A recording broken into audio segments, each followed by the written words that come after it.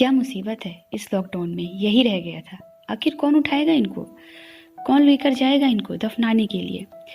लोगों की यही आवाज उस टूटी फूटी झोपड़ी में गूंज रही थी। मैं जैसे ही उस झोपड़ी में पहुंची, लोगों की यही आवाज मेरे कानों में मानो तीर की तरह चुभ रही थी। मैं एकाएक बोल पड़ी, चुप रहो सब लोग, कोई नहीं लेके जाएगा इनको, मैं हूं अभी, किसी को कोई जरूरत नहीं है इनको ले जाने के लिए। सभी लोग एक 85 साल के बुजुर्ग को घेरे खड़े थे और वह बुजुर्ग एक फटी पुरानी चटाई पर बेसुध पड़े हुए थे। शायद वह इस दुनिया को छोड़कर जा चुके थे, अपनी सारी परेशानियों को छोड़कर, अपने सारे रिश्ते नाते तोड़कर जा चुके थे। बूढ़े काका, हम उनको प्यार से बूढ़े काका बुलाते थे। काका के उस पार्थिव शरीर को किसी ने कपड़े से ढक रखा था। बहुत पुराना सा कपड़ा था, मैला। उसे तो चूहों ने भी उतर दिया था।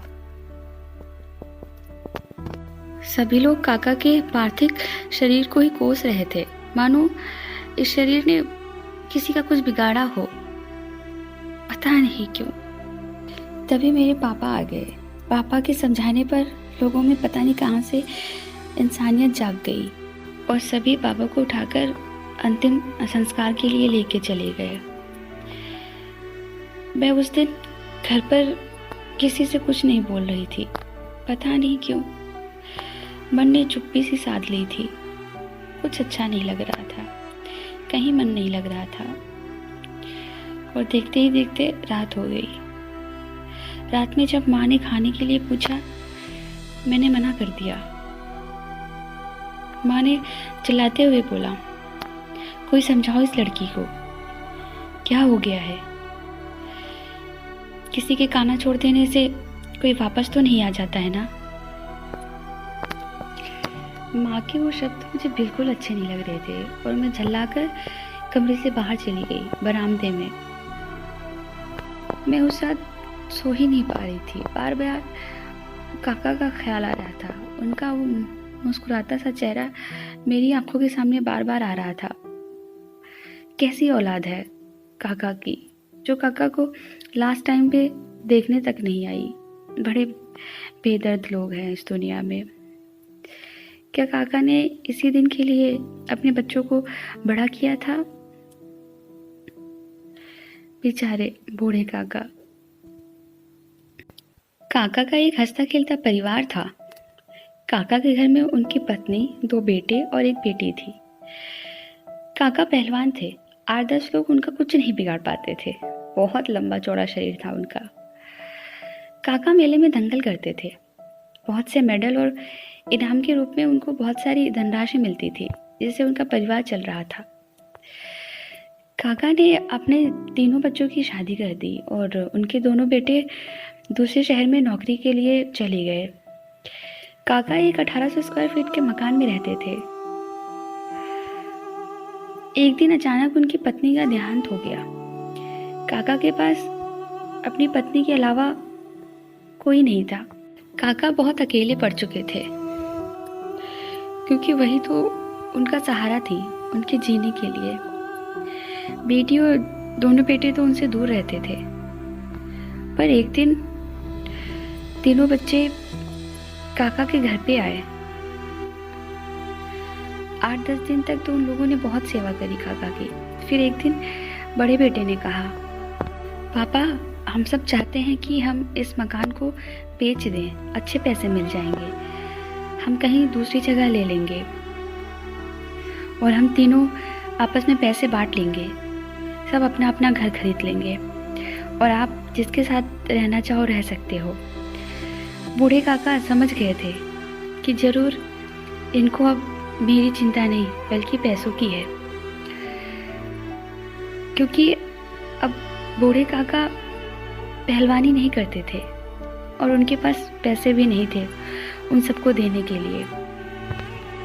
और काका को अपना घर बेचना पड़ा। 3 बच्चों ने पैसे आपस में बांट लिए। कुछ दिन तक तो काका को उनकी बेटी ने अपने पास रखा, अपने घर पे। पर एक दिन बेटी ने काका को वृद्धाश्रम छोड़ दिया। बेचारे काका। शायद काका उनको अब मुसीबत लगने लगे थे। काका वहाँ से भाग गए, उनको वहाँ पर अच्छा नहीं लग रहा था। और काका यहाँ पर अपने मकान के पास एक झोपड़ी बनाकर रहते थे, क्योंकि अब उस मकान में नहीं रह सकते थे, वो किसी और का हो चुका था। कुछ दिनों तक तो मोहल्ले वालों ने खाना दिया, पर कहते हैं ना, कौन कितने दिन तक देगा। काका फिर भूखे ही सोने लगे, क्योंकि अब कोई काका की सुध नहीं लेता था। एक दिन काका परेशान होकर काम की तलाश में निकल पड़े और काका ने सामान उठाने का काम शुरू कर दिया। बेचारे। एक दिन मैं अपने कॉलेज जा रही थी ऑटो से। मैंने देखा सड़क के किनारे बहुत भीड़ लगी हुई है और सब लोग किसी को घेरे खड़े हुए हैं। मैं ऑटो से निकलकर देखने को गई तो देखा काका बेसुध पड़े हुए हैं सड़क के किनारे। मैंने अपने भाई को फ़ोन किया, मेरा भाई आया और हम दोनों काका को उठाकर हॉस्पिटल लेके गए। 2 दिन बाद काका को होश आया। काका को हम फिर से उनके घर ले आए, वही झोपड़ी में। काका कुछ दिनों तक तो कहीं नहीं गए काम के लिए और एक दिन फिर वह उसी काम पर वापस चले गए। कहते हैं ना, खाली पेट सब करा देता है। काका का शरीर अब धीरे धीरे उनका साथ छोड़ रहा था। अब काका बूढ़े हो गए थे, उनके शरीर में वो ताकत नहीं रही थी, पर बेचारे फिर भी रोज का 150 रुपए कमा लेते थे और उसी में उनका गुजारा हो रहा था। मैं अक्सर काका को काम करते हुए देखती थी, पर क्या करती, मेरे हाथ में कुछ नहीं था काका के लिए करने को। मैं काका से अक्सर बातें करती थी, मुझे उनसे बात करना बहुत अच्छा लगता था, क्योंकि उन्होंने ही तो मुझे मेरा नाम दिया था, गंगा। माँ ने बताया था मुझे। काका को बेसन की रोटी बहुत पसंद थी। काका अक्सर बेसन की रोटी बनाते थे और उनके हाथों की खुशबू बहुत अच्छी लगती थी। उस दिन भी काका ने बेसन की ही रोटी बनाई थी, पर उस दिन काका ने वो रोटी खाई नहीं थी। शायद किसी कुत्ते ने रोटी को अपने दांतों में दबाकर झोपड़ी के बाहर कर दिया था, क्योंकि काका के घर में दरवाज़ा नहीं था। एक पुरानी से चादर से उन्होंने अपना दरवाज़ा बनाया। काका आज हम सबको छोड़कर चले गए, अपने बच्चों को छोड़कर चले गए। आज उनके बच्चे तो बहुत खुश हो रहे होंगे, आखिर उनकी मुसीबत जो चली गई। बेचारे।